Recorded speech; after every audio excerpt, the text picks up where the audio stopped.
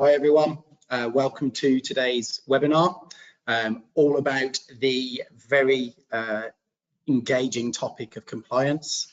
It's going to be an enthralling presentation, I'm sure, but one we all need to be aware of. So thanks for everyone that's joined. We are going to spend a few minutes just waiting for a couple more people to join, and then we'll introduce you to the panel. So if you guys could come onto the screen for us. We'll introduce you and get started. Oh, there they are. So today you'll be joined by an exceptional panel of property professionals that we have here at Centric. So if I introduce you guys, so we've got Stuart, who's our sales and lettings director. Stuart looks after our high street offices and all of our kind of sales and lettings team. We've got Mike Navarro, who's our lettings manager here in Birmingham, which is our kind of Centric HQ. So Mike's the lead there. We've got Freen, who's head of group lettings, so looks after everything compliance, legislation, training, etc. And then we've got Ellen, who's also a team leader in our tenancy management team. So we've got a huge amount of experience across our hosts and panelists today. So thanks for taking the time out, guys, and joining us. So today what we're going to cover, we just skip onto the agenda. So we're going to do a little bit of a property market update, what's new in the industry, etc. We're going to talk about selective licensing. So some of you on the webinar will have been through this process recently, whether it be Nottingham or in Birmingham, our two main areas that have recently introduced selective licensing. We're going to talk about all the major compliance areas, so gas, electric, fire safety. There's a lot of legislation that's changed over the last few years, so try and bring everyone up to speed on that. We're going to talk about sustainability. So there's been quite a bit of change recently. You'll have all seen Rishi Sunak's update about EPC legislation, which I think is a real positive for landlords in the market, but actually was a real unexpected U-turn.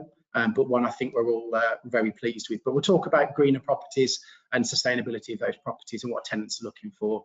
And then we'll talk about long-term legislation and concrete compliance. And then at the end, we've got some Q&A session. What I would say in each of those sections, if you've got questions, do please put them in.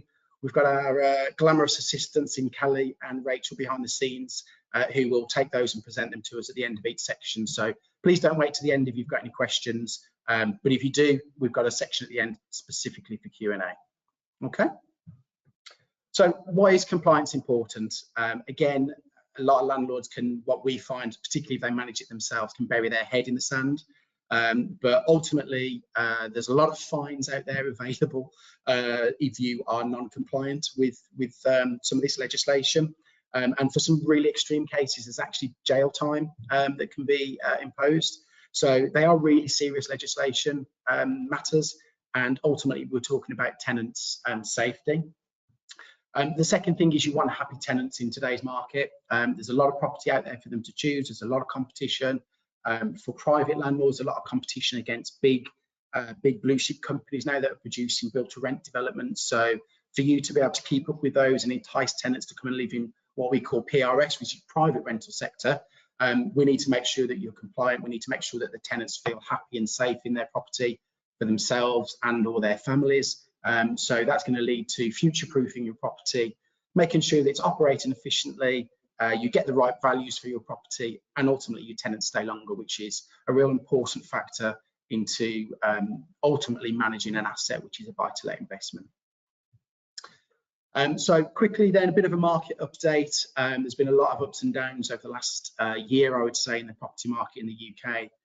From coming through and out the back of COVID, the market just exploding, prices going through the roof, to a few outside factors coming in. We won't talk about government, but ultimately leading to high inflation and interest rates, Bank of England raising their interest rates over the last, I think it's been 14 raises in a rise until last month. So a lot's been going on. Property prices have definitely cooled. I think the latest stat from JLL has been year to year, August to August, 22 to 23, a near a 5% reduction. Now, what we're saying to people is, look, that actually the market couldn't continue at the speeds it was increasing at. It was an unrealistic market for 2 to 3 years. And actually what it was doing is putting properties out of reach of people. It needed to cool, it has cooled, and prices are either stabilising or reducing anywhere between 1 to 5%, depending on the location that you're in the UK. So interestingly though, Rightmove have reported this month that their average asking price, and bear in mind that is asking price, has actually increased from August to September by 0.4%. Not a lot, but it could also be a fact that not many properties came to the market in August, given it was the summer and holiday period, and we do always see that trend. So Rightmove are reporting a slight increase on the average list price. Going to the rental market then, so there's 20% higher volume of rental properties available for people than this time last year, which is a positive in the supply and demand market. But equally, the same stats suggest that you're 30% below the average for this time of year over the last period. So take from that what you will, but rental market is still extremely strong. I'm sure the guys, when they come on, will back us up on that. Rents, depending on where you are, have increased anywhere from 5 and in some cases 10% over the last 12 to 18 months. So I think buy-to-let and investment is still very much in people's agenda and on their radar. Sources are suggesting that the average UK rent is just over £1,260. I think in Birmingham, the most recent stat I saw was closer to £1,400 per calendar month. So you can see rents are on the rise across the UK. And I mean, just to give you an example, there's 4.6 million households in private rented sector at the moment in the UK. So it's not a sector that's going anywhere, and I think the buy-to-let market will continue to be strong for the coming years. If we just move on to the Renters Reform Bill, which is in the media a lot at the moment. So it's been talked about for the last 12-18 months. We had the first reading in May in Parliament. There's you can see a bit of a roadmap there. There's another reading expected late October in Parliament. What this is going to do, so some of the key things you need to be aware of are the abolishment of Section 21s, which for those of you that don't know, is the notice a landlord can serve to get the property back or to get the property vacant. So this reform bill will mean that you won't be able to serve notice on a tenant without real explicit reasons you're looking to sell the property or need it back for financial reasons, which ultimately will mean every tenancy will move into a periodic status. So there'll be no fixed term. Currently and traditionally, you've done a 12-month fixed term, and then you'll either renew that or you'll roll into a periodic. What the reform bill is suggesting that all tenancies will be periodic and ultimately will give the power of the decision when the tenant leaves over to the tenant.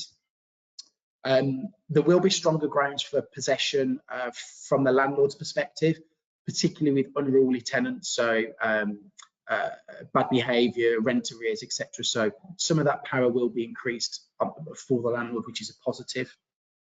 And some things again to help tenants enjoy their life a bit more in the property. You know, you won't be able to ultimately say no to pets without a real solid reason behind it. One of those big reasons, if you are in a leasehold block, is something like the head lease suggests that there's no pets allowed. But all these things, as it becomes more clear and heats up, we'll do more sessions like this on the Renters Reform Bill. But I think the expectation at the moment is this might hit the market in 2026. So a lot of groundwork to get through to get there, I think, as you'll see from the roadmap. But it will soon be upon us. So we'll keep you posted on that. I'm going to hand over now, I think, to Mike, who's going to talk us through selective licensing, what it all means and why it's important. So over to you, Mike. Thanks, Andy. So yes, selective licensing, how has this come about? So since the introduction of the Housing Act in 2004, under Section 80, local councils have the legal power to introduce a scheme in their area. They must consult residents and ensure that the scheme is justified. However, the council can't just justify the scheme to introduce it. They also, if the scheme covers more than 20% of the properties in that area, seek approval from the Secretary of State. The selective license requires landlords within certain wards to obtain a license as a prerequisite to letting out a privately rented property. The purpose of the scheme is to improve the quality of private rental sector properties. The scheme is intended to ensure that tenants have the peace of mind that the properties they are considering renting are compliant and within building health and safety standards. Now, the cost of this to landlords is dependent on the local authority. However, the average cost is between £600 and £800. In Birmingham, for example, it is £700. Now, that lasts for 5 years, and it is a one-off cost at the outset. Now, where the councils are using this, they only operate across 20% of councils at present. You can see some of them there on your screen, but some of the main hubs, obviously Birmingham, Manchester, Newcastle, Oxford, Bristol, and more. It's more commonly found in London, currently enforced there in 22 of the 32 boroughs. However, as you can imagine, this is constantly changing as councils enter into discussions about expanding it. We are going to run a quick poll that should be popping up on your screen any second. That's just asking if you think selective licensing will have a positive impact on the market and obviously for tenants as well. And also we're going to open up the floor if there's any questions. I don't know if any to come forward, or you've got a second now to put those on.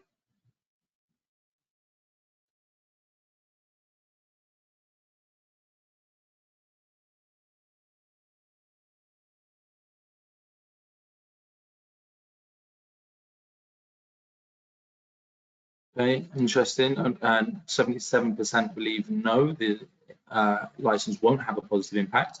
Hopefully you don't think it will have a negative impact. Maybe stay more equal. Any questions? Yeah, so we have got a question here, Mike, from Jennifer, who has asked if, are you feeding back the issues you have concerns over and the issues with selective licensing that your clients have to Birmingham Council?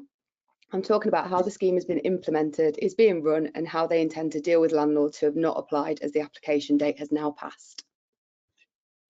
I'll deal with the first bit first, if that's okay. So we have been in a lot of contact with the council actually since they sort of started letting us know how it's going to work out. So we've had quite a good bit of communication with them throughout the process. Luckily for us as a business, we have dealt with this in Nottingham because we have quite a large portfolio over there as well.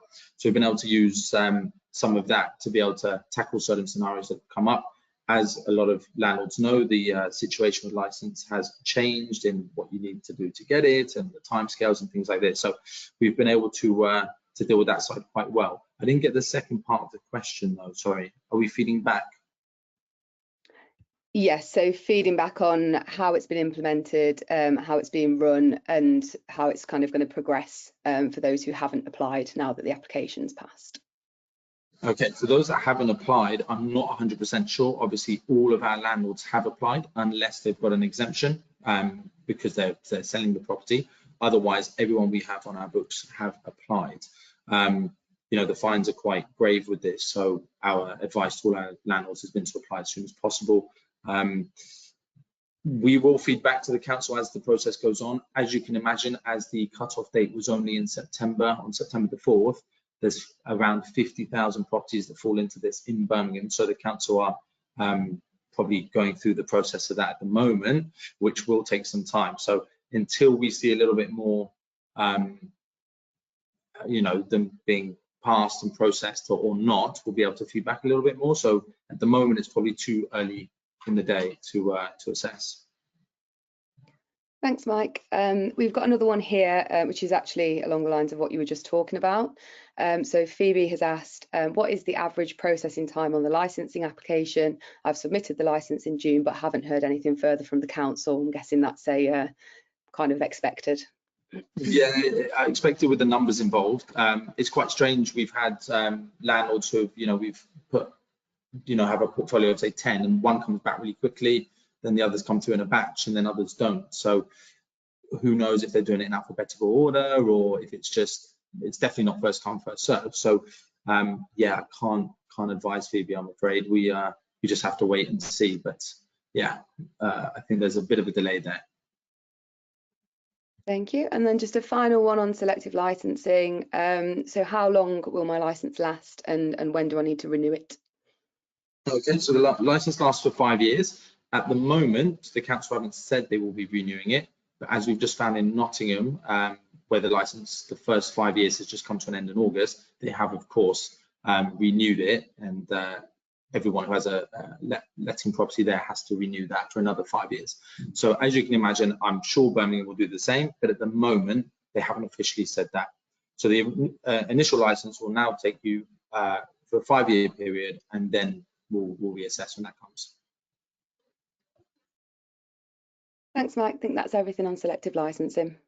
Brilliant. Okay, well, I'm going to pass over to Elle, who's going to talk all things gas, fire, electrical safety, and some more compliance. Thanks, Mike. So yeah, it seems like an obvious area to make sure that you're compliant in, but there are several legislations, certifications and safety checks that we as landlords must abide by. These include annual safety inspections to making sure that we're up to date with the fire safety regulations, and it's important to ensure that we are compliant to avoid large fines and potentially even prison time, as Andy mentioned at the start.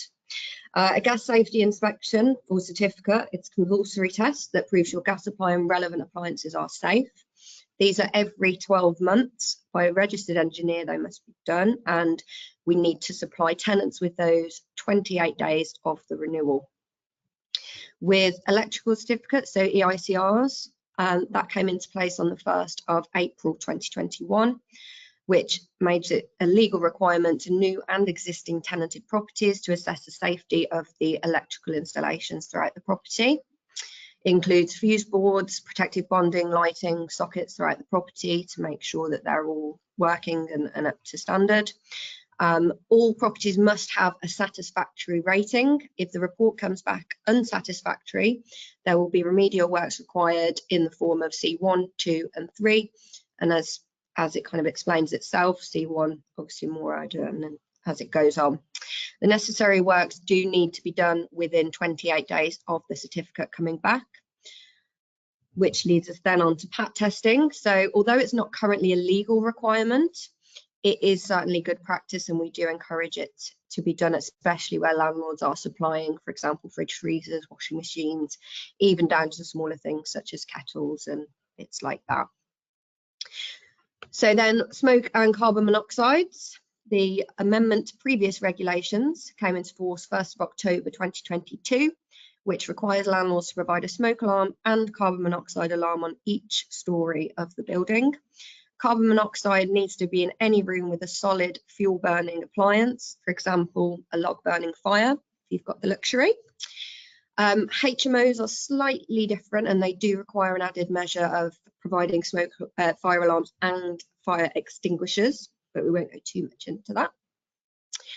As I say, PAT testing, gas safety tests and EICRs, all important measures must be undertaken to make sure that you're all compliant, but it does mean as well tenants have a responsibility whilst they're in the property to make sure that they are fire safe and mitigating any risks. EPCs, so energy performance certificates, we'll move on to. So we were due to talk about the changes that were coming in, which were scheduled by 2025, where all new tenancies must have an EPC rating C or above. And by 2028, all tenancies, new and existing, would need to meet those requirements as well. However, with the upheaval of the UK sustainability targets, the Prime Minister has now scrapped that plan, but sustainability is still an increasingly important aspect for landlords to consider with their properties and prospective tenants. And there should be some figures coming up on the screen now, just to show sort of what landlords and tenants are thinking about and what they've fed back with. And then we will move on to a poll. So what do you think? Should landlords be striving to create greener properties despite the legislation being scrapped? Just wait for everyone to feedback on that.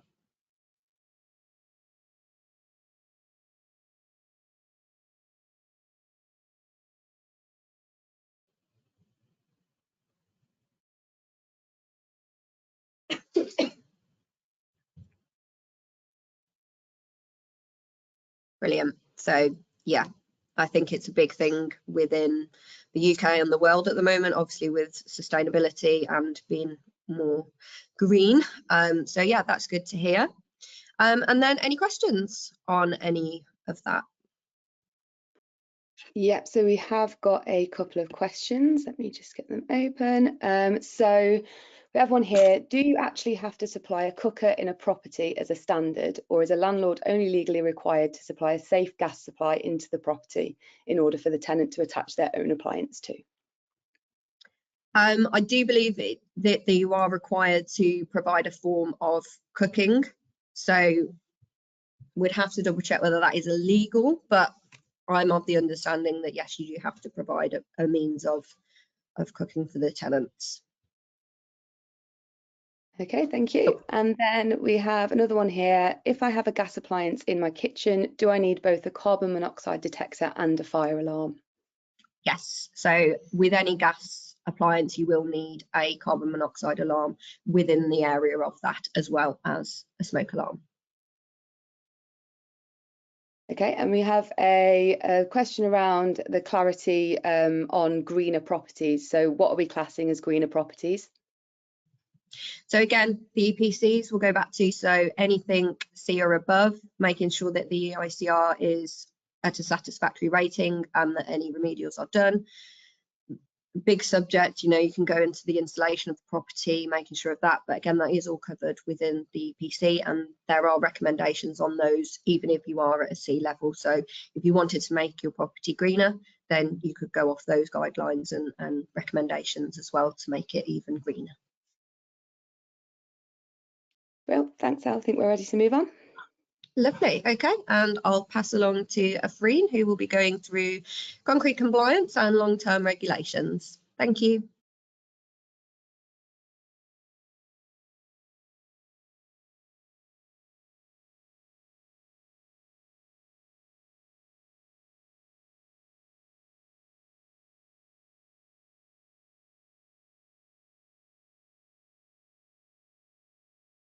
Hey, Afreen, I think your mic's still on mute. Sorry.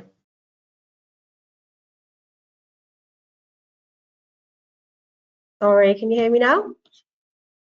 Yeah. Sorry, I was saying that leads us nicely onto some concrete legislation, not literally, but some long-term regulations and legislations within the industry. I'll start off with right to rent. So right to rent checks are an essential part of the tenant screening process. The checks help us prevent illegal immigration and protect landlords from potential penalties. Landlords must ensure they are renting to tenants who have the legal right to rent within the country, and if a landlord is found to be rented to someone who doesn't have the right to rent, unfortunately will be liable for a penalty of up to £3,000 per tenant. Moving on to deposit protection and registration. Deposit protection is a vital aspect of renting for both landlords and tenants. All assured short hold tenancies within England and Wales require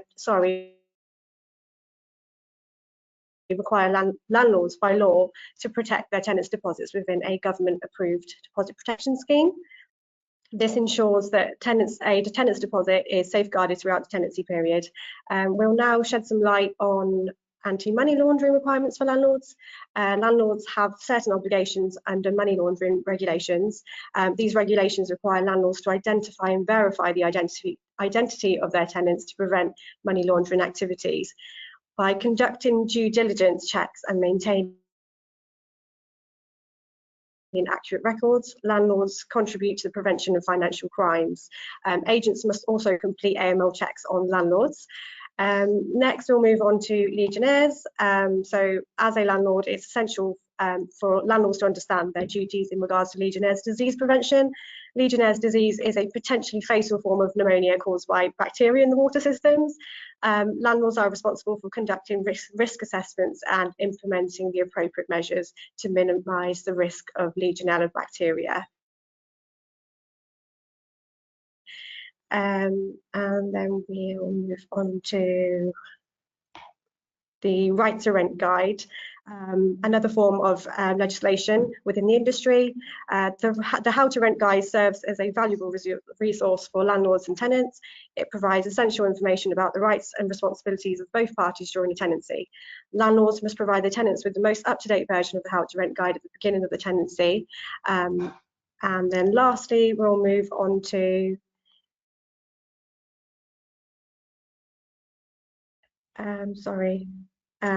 Housing Health and Safety Regulation System. This system is used to assess the potential risks and hazards presented within the rental properties.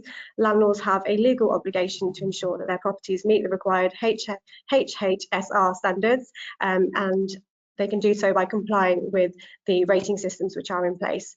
So to summarise, understanding property legislation is crucial for landlords in order to operate within the law, and also to provide a secure and safe rental property for their tenants. I will now pass you over to Stu to take any questions we may have received.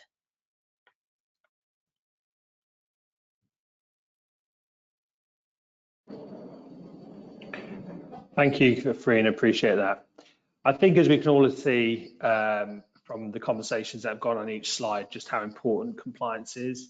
As landlords, really, you've got to look at the bigger picture.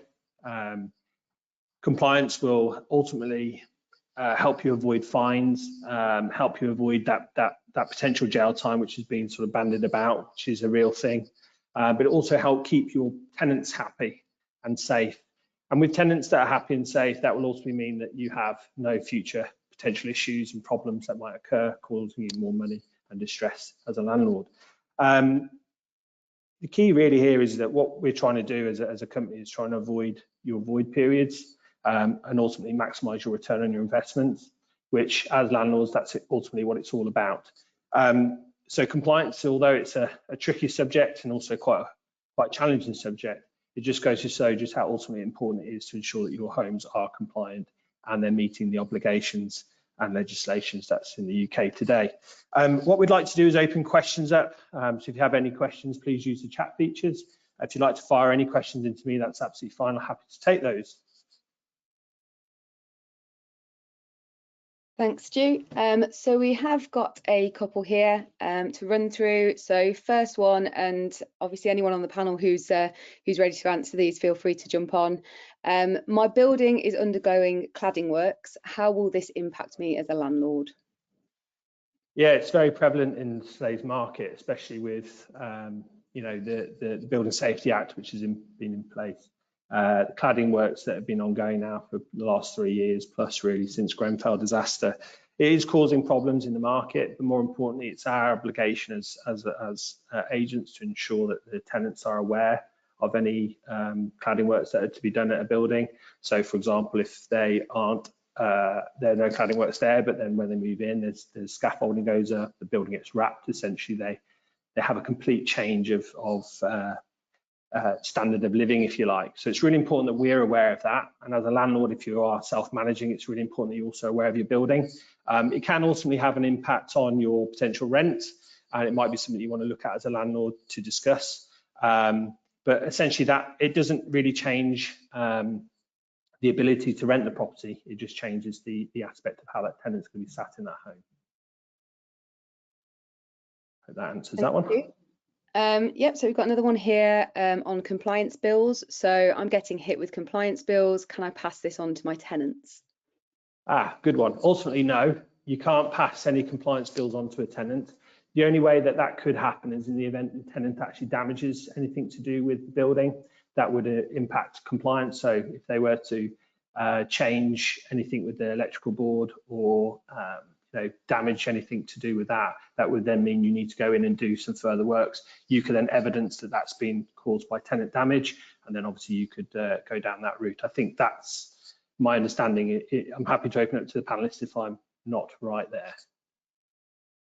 I think maybe they're referring to selective licensing, EICRs coming in over the last year or two, basically landlords being hit with more costs these days. But I think what our opinion of that would be, or how I see it, is you can't directly pass those on to the tenant. It is the landlord's responsibility to cover those upfront costs. But as we're seeing, rents are increasing. And I think part of the reason rents are increasing is because landlords are having to claim some of these things back, else it doesn't become a viable asset. And ultimately, people are in a buy-to-let investment because it's a great asset class. But if the margins are being squeezed, then obviously either rents need to go up or landlords will exit the market. So the quick answer to that is no, you can't directly pass them on, but you should be trying to maximise your asset and get as much back through rent as possible to cover these costs over the next few years. Good job, somebody was listening. Okay, brilliant. Was there any more, Kelly? Oh yeah, so I've got one here on the Renters Reform Bill. So are you as an organisation representing your clients by engaging with Birmingham's MPs and voicing concerns about the real implications of the proposed bill on not just the rental market in this area, but the actual tenant? Yeah, it's a good question, similar to the licensing one, I suppose. We are trying to communicate with the local councils, the local MPs wherever possible. I think it's a very difficult to get any time with them at the moment, given, as Mike said, the selective licensing has been such an intense period. The Renters Reform Bill, yes, we're involved in many questionnaires that come out from places such as ARLA, governing bodies, ARLA Property Mark. We've got a compliance officer in-house that quite often attends seminars, webinars, etc., to give our viewpoints. There's lots of surveys that happen behind the scenes in the industry as well, that again our kind of senior bodies get involved with. So I think the answer is yes, where possible, and I'm sure that will heat up over the coming months and years. But as you can appreciate, sometimes it is difficult to get the ear of the local council or even above. But a lot of the stuff we're involved with, such as being accredited with ARLA, ARLA actually represent our views to senior government level. So we will, all the agents that are part of ARLA will pass in their thoughts and reviews and feedback, and then ARLA actually represent us as agents to governments as well. So hopefully that answers that question.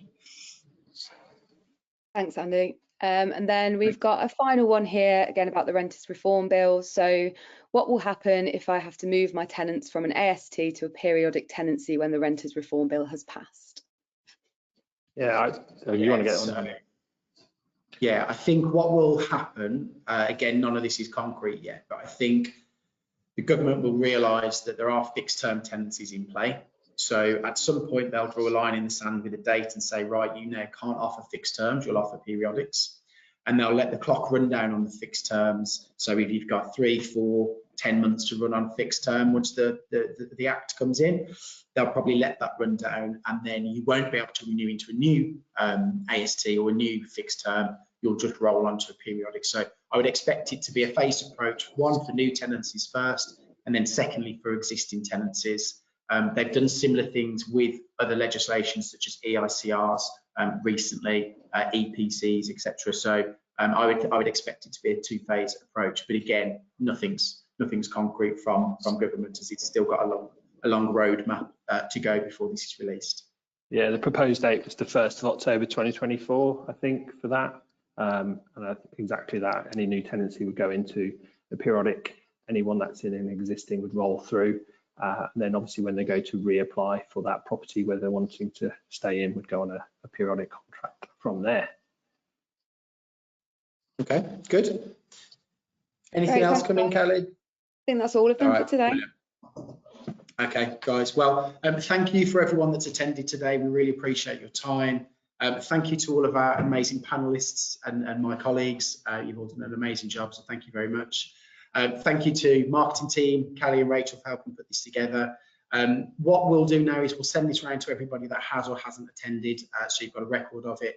We'll also put a couple of useful links on Renters Reform Bill legislation, so you can do some reading there. But if anybody's got any queries, what we'd suggest is do get in touch with one of the team, or book a compliance health check with us. So if you're self-managing the property, it's very important that you understand. I think there's over 120, 130 different pieces of compliance and legislation now you or we as landlords have to abide to. So if you want to book a compliance health check, again, please get in touch with us.